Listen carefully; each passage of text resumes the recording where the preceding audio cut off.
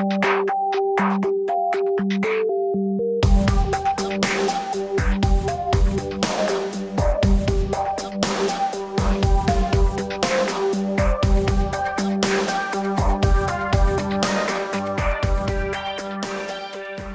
think they need to do two things. They need to really scrutinise the business they've got at the moment and really screw down costs, look at any area that can be saved, and also obviously preserve cash.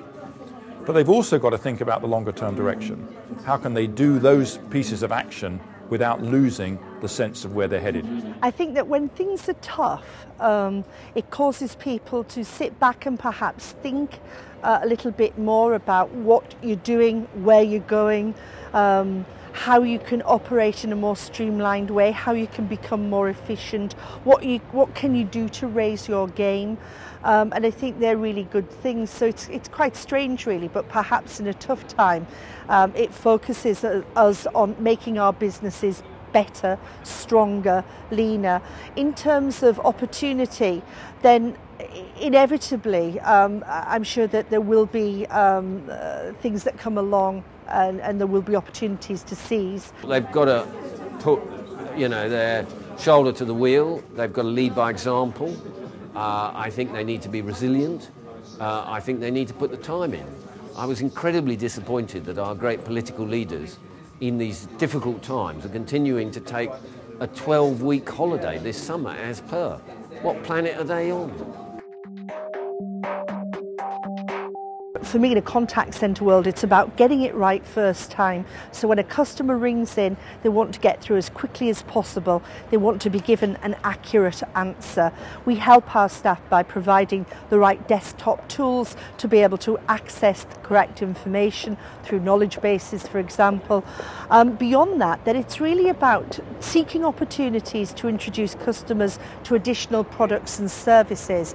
We figured that if we can answer the customer quickly and accurately, then there's time in a customer's busy day to hear about products or services which may enhance life for them. By doing that well, we can then drive revenue from that seat, which is to benefit for our clients.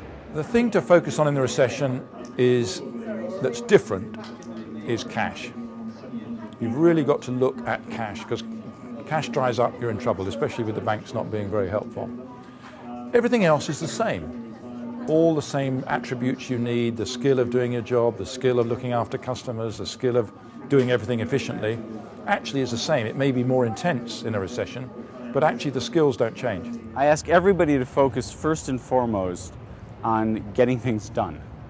I happen to be a huge advocate of prioritizing activity, because it is always the case that there's something more important than something else.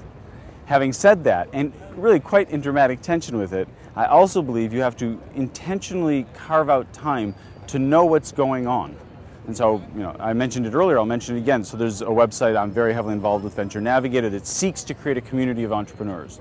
I think sometimes you just have to spend time on sites like that to see what's going on, understand what their experiences are, share them with yourself, and in fact participate in those communities. Even though it's not directed time, it gets your head above the water, and you get a very clear, a much better sense that A, you're not alone and others are suffering the same problems, and you have a community that you're a part of, and you can be participant in that community and thus be better for it. And so on the one hand, be very productive when you're working on the business. The other hand, that should free up some time so you can be, once again, intentional about making sure you know what's going on around you.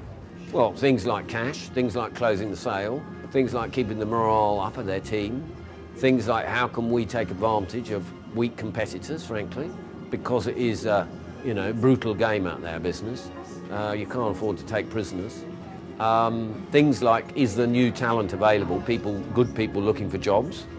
How do we reward those people who are outperforming? How can we afford to do that? I've also said to people that, the typical model of, pay increases every year is now off the table because things are very tough. I think it's important to be frank with people and open out to them that, this is about survival, not necessarily about, carry on as normal. Number one, we decided to experiment with our opening times to see whether we could buy our whole team some time to be together with each other, because when you have a big visitor-facing business, you often don't have the opportunity to get all the staff together at one time. So we actually closed for 2 days and discovered that we had exactly the same amount of visitors because they just came in the other days. And that was a really big learning curve, and it was so positive getting the whole team together, doing all sorts of stuff and getting engaged in the strategy of what we wanted to do, which that was very constructive. And we also looked at this whole business of pretending to be visitors, and in the world's greatest visitor destination, how would you like to be treated? And it's affected the way we've already been doing that, but it was actually quite helpful just tweaking it, the nuances, We're already, I hate to say it, sounds arrogant, we're bloody good at this, simply because I've always wanted to have a place where if you came there and you were old and you couldn't walk as easily, someone spotted it well before you needed to ask and offered you an electric wheelchair if it was possible, and even someone to push you if that was appropriate, where the prices of things are reasonable, where the entertainment on offer, we put a lot of time into working out whether it's beguiling or not. But you've really got to, you can only work successfully in an area that you're believing in, and you have to make it live up to your own standards, and a lot of people are very poor at that.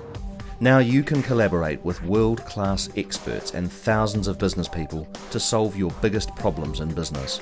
Simply log in to your business channel and put your question to our editorial team. You can also post your questions on YouTube, Facebook or Twitter. I'm sure you can see how it will work for you. It's all about solving your problems fast.